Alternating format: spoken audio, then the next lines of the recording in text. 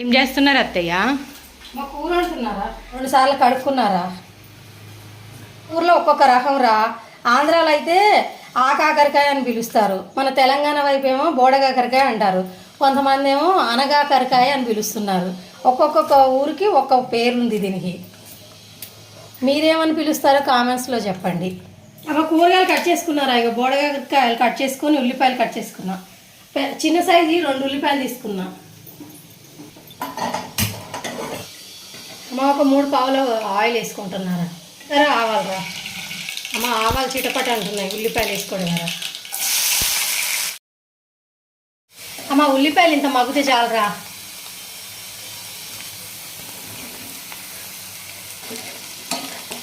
చిన్నమంట పెట్టి మూత పెట్టుకోవాలరా. చిన్న రెబ్బ కరివేపాకురా అమ్మ. అప్పుడప్పుడు కలుపుతూ మగ్గించుకోవాలరా చిన్న మంట మీద.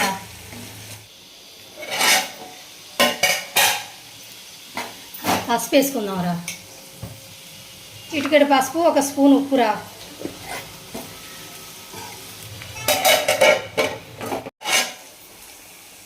అమ్మ మగ్గిందిరా, కారం వేసుకుందాం.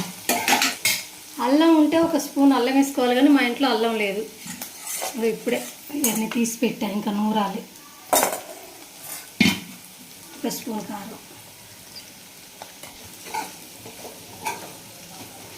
చిన్న మంట మీద ఒక 10 నిమిషాలు మగ్గించుకుందాం అమ్మ.